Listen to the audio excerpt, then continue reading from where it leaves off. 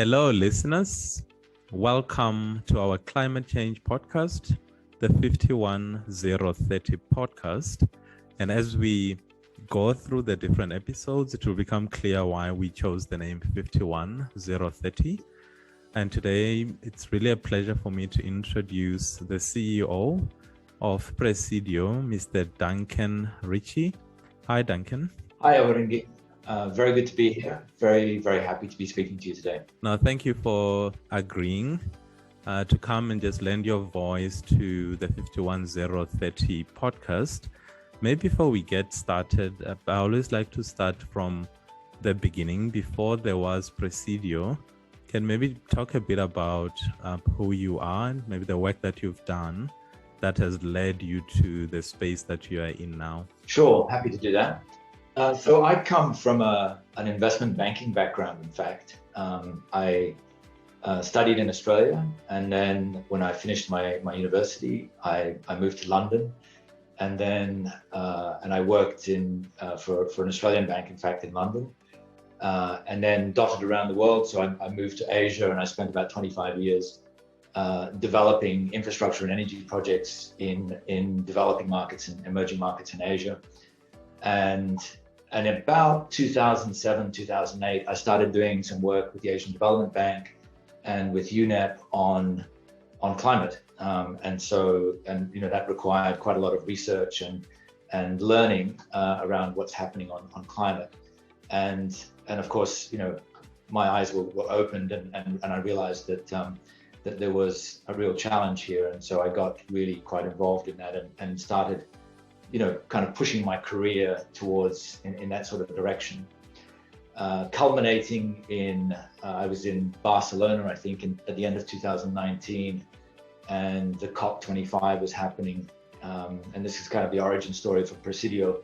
COP25 was happening in Madrid, and there was a lot of, there were bushfires happening in Australia, and that sort of juxtaposition of not really a lot of progress being made at the COP25, following the Paris Agreement in 2015, emissions continued to go up, and there wasn't really the kind of progress that was needed to be made.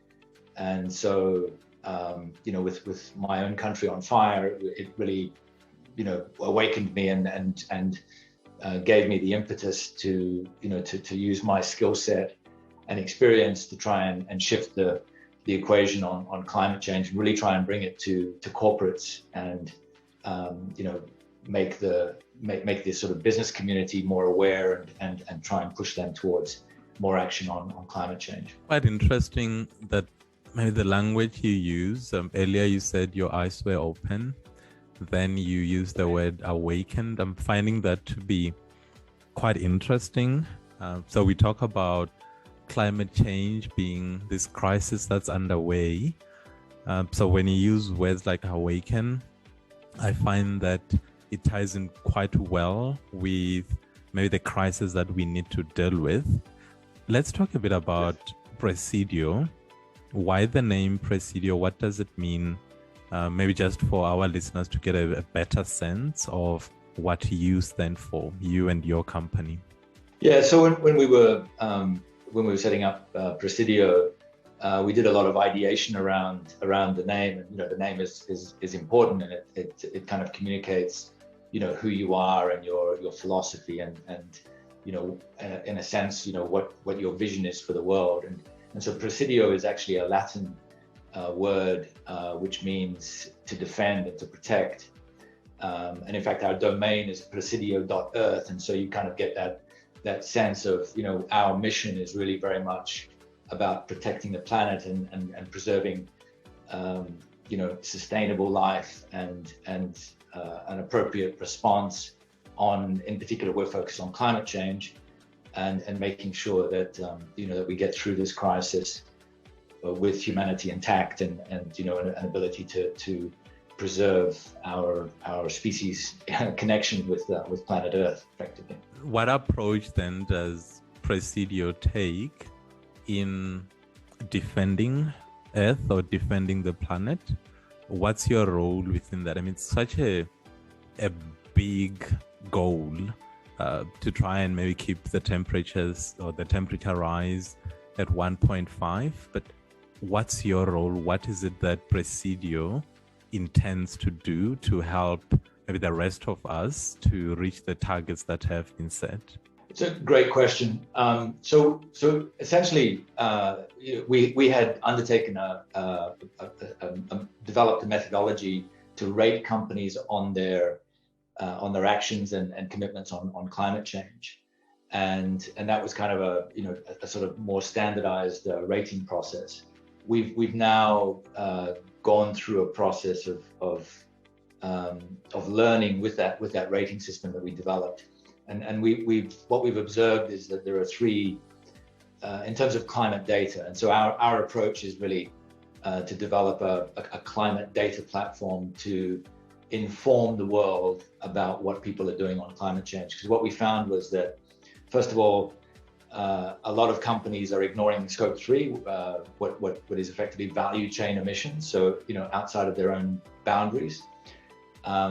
There's a lot of freedom for companies to kind of set their own boundaries and adopt different methodologies, which means that climate data and net zero targets that companies are committing to are kind of all over the place. It's a little bit, the data is inconsistent.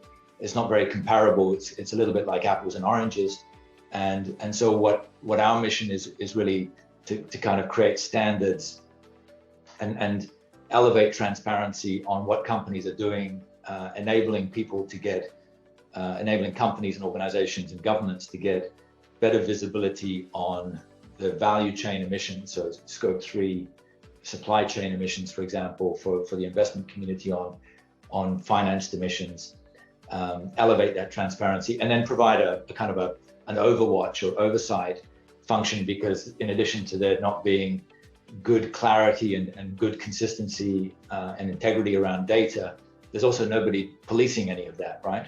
And so our ultimate goal is to create a framework where data becomes consistent. We've developed a temperature alignment tool. So in addition to our ratings, we'll basically grade a company on its temperature alignment. So it'll come out as a 1.5 or a 3.2 or something in between. And that's a very clear signal then to the market and its consumers and investors and financiers about where it is in the context of the Paris Agreement and achieving that 1.5 degree trajectory or transition path.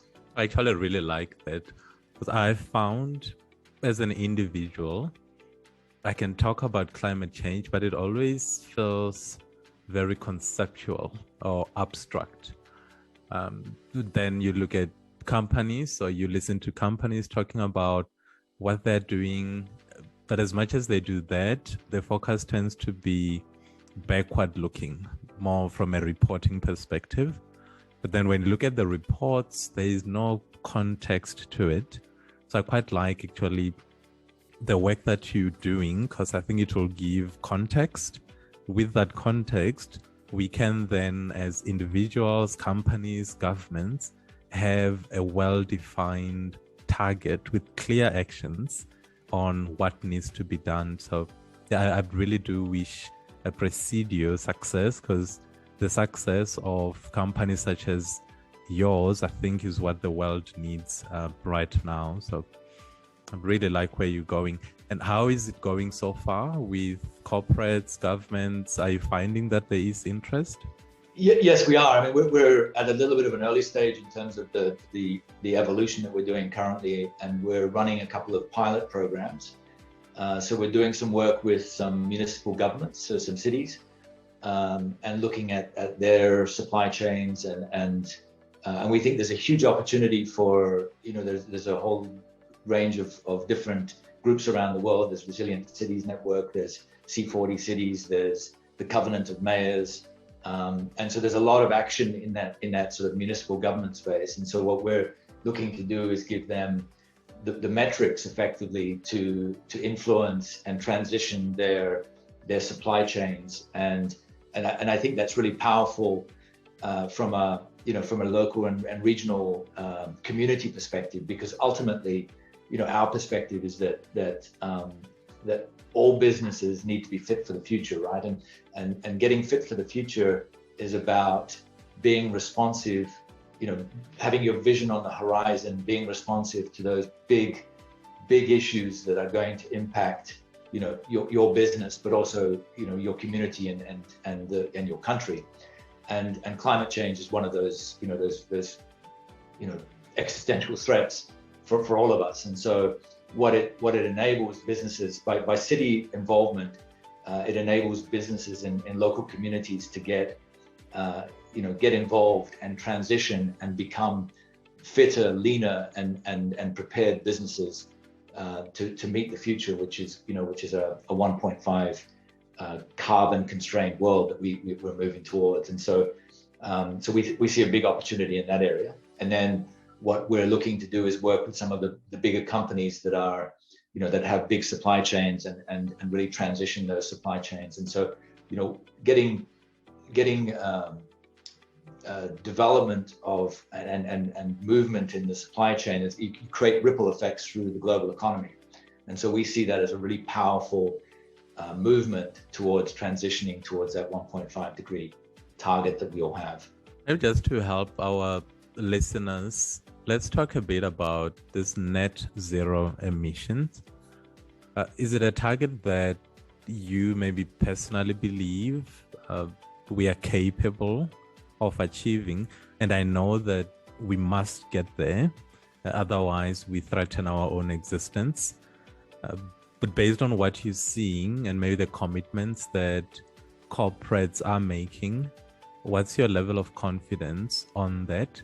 But perhaps before you answer that, we can, just for the sake of our listeners, talk a bit about what that means, the net zero emissions target and the time frame associated with that.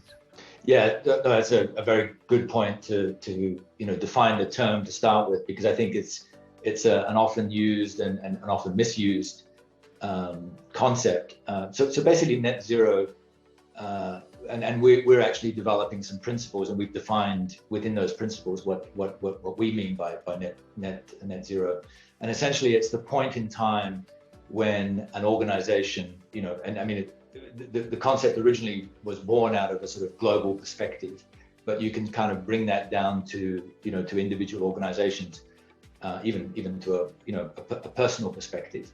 And it's that point in time when you go from being a net emitter to, into the system, if you like, to when you become net zero, or your interaction with the system in terms of your emissions is zero. You're at least taking out as much as you're putting in. And so if you look at it from a corporate perspective or an organization's perspective, I think there's a lot of people are using it to describe different things. And so within the the sort of greenhouse gas protocol, if you like, you have these, I've referenced these before, scope 1, scope 2, and scope 3. And really what that means is kind of scope 1 is direct emissions, and scope 2 and 3 are indirect emissions. Scope 2 being your energy, electricity in particular, emissions, related emissions, and scope 3 being that value chain. And so from our perspective, it's really important to define net zero in the context of your full value chain emissions. There's a lot of companies that are going around talking about net zero, but they're referring to a different set of parameters, different boundaries, and that's where you have this kind of apples oranges kind of difficulty in incomparability of data and of targets.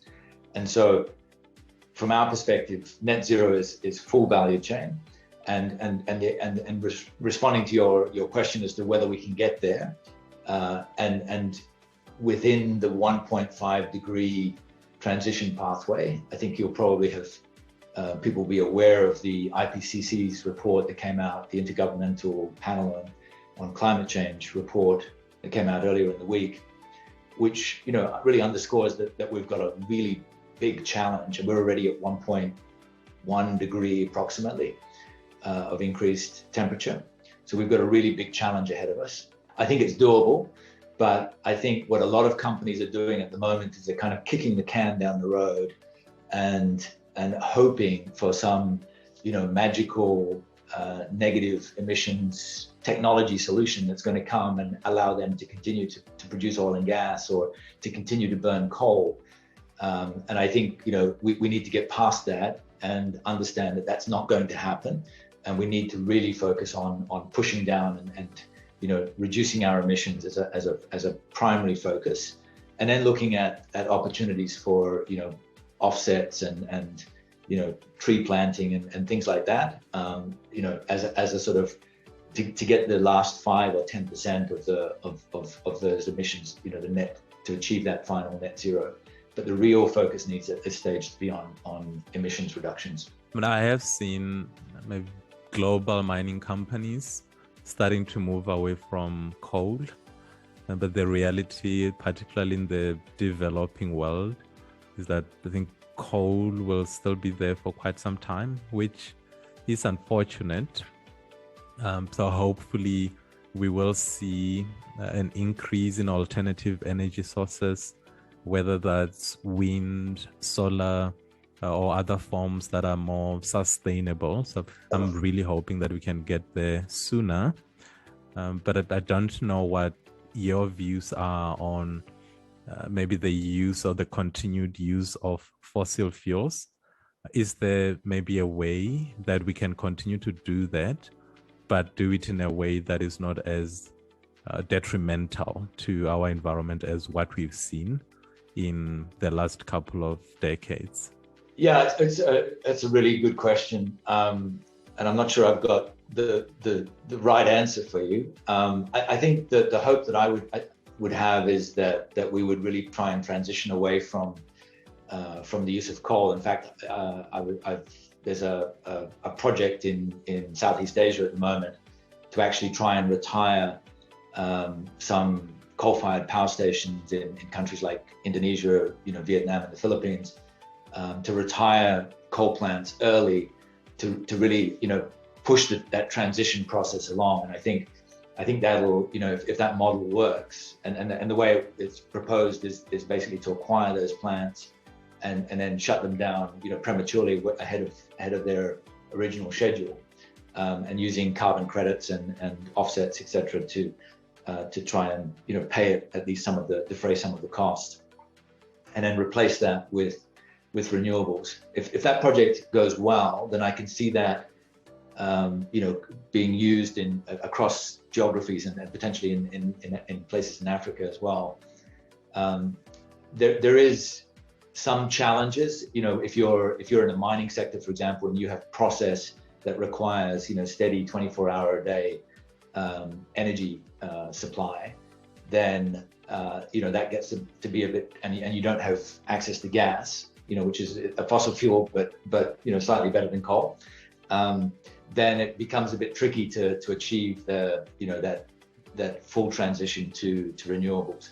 But I think with advances in storage and renewables and the cost coming down on especially on battery storage, and there are some really interesting innovations going on around the world on using solar during the day, for example, solar and wind, and using different energy, sort of like the old sort of pump storage structures, but similar ideas of hydro pump storage, but being able to store energy in different ways. And I think as those technologies mature, I think that will create the opportunity to phase out coal and potentially fossil fuels altogether. And that could, I think a lot of it depends on investment into those technologies and creating the kind of policy and the movement from consumers and businesses to support those, the rollout of those technologies. When COVID started, early 2020, I think there were a few researchers who looked at the impact that the lockdowns had on the climate change aspects. And it was quite interesting that even when most of the world shut down, the reduction in the level of emissions was quite negligible. And all it did was maybe to show us how much of an effort it will take for us to really make a difference. That if you can shut down industrial activity globally, but your impact on climate change is so minimal, it will really take an effort, a big effort over, and a sustained effort over a number of years for us to get to a space where we are comfortable. And I use that word lightly. Maybe as we start to wrap up, for our listeners who can clearly tell that you care about climate change issues, and as a result, you've set up a vehicle, Praesideo, that will allow you to make a contribution. When I walk into your office as a client, what is it that I'm looking for? And when I walk away from having engaged with Praesideo, what is it that I walk away with as a client, whether I'm a government or corporate? Why should I be coming to Praesideo? I think it depends a little bit on we have different data services offered to different customer groups, if you like. I'm going to take what we call the trace service that we provide, which is looking at supply chains. Okay, and so as a trace customer, you would come into, well, you wouldn't actually come into our office. You'd enter through our data platform, through our website, which is in development at the moment, and you would set up an account, and then you would give us a list of your suppliers, and we would invite your suppliers onto our platform, and then what we would do is we would individually temperature map those suppliers that you have. So you might have 100 suppliers. So we would go through and we would temperature map your entire supply chain, and you would be able to get visibility then on every single one of those suppliers in terms of, are they at 1.5, are they at 2 degrees, are they at 1.8, are they at 2.7? So each supplier, and then we're still developing algorithms to enable you then to be able to get attribution of their emissions, which are your scope 3 emissions. So effectively enable you to fully measure your impact. And then we give you a bunch of tools that you can then look across your entire supply chain and get on an aggregated basis the temperature mapping of the entire supply chain. And we give you the tools also to then engage with your suppliers and set criteria and contracting, including provisions that you can drop into, clauses that you can drop into contracts to then align your supply chain with your own ambition. So if you have a 1.5 degree Paris-aligned ambition, you need to bring all of your supply chain into line with that, and we give you the tools to do it. I suppose the one thing that has made it difficult for the world to work together in solving this, I think from the start, for me, it's always been about incentives. And so the work that you guys are doing, I quite like, because not only does it bring about transparency, and there's a level of gamification involved in terms of making the numbers visible, transparent, and one can access it, and we can start building a database. I quite like that, because I've always felt that the issue of corporates not having incentives to make a difference has been a hurdle that we have struggled to clear. So I really do hope that first, your organization continues to grow, and that there are more organizations that start sprouting all over the world, so that we can have good conversations on what actions need to be taken by these corporates and governments for us to start making a difference. Maybe before we say goodbye, Duncan, if there's anything that you want to say that I may not have asked, just for maybe our listeners, if you have any final words. Well, maybe if I just pick up on the last comment that you made there, I think one of the challenges is that lack of consistency and comparability, right? And I think what we're trying to move towards is give the world a common language and common metrics that then, for example, a supplier and a procurer, whether that's a government or a corporate or whatever, they can talk the same language, they can look at the same metrics, and then they can set targets together. And so really, this is solving climate change is about partnerships.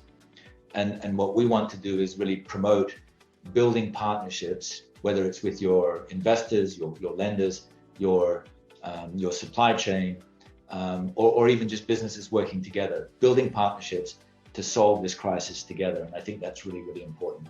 Couldn't agree with you more. And how can people get hold of you?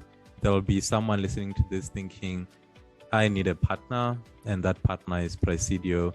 How can people get hold of yourself and Praesideo? So I'm on LinkedIn.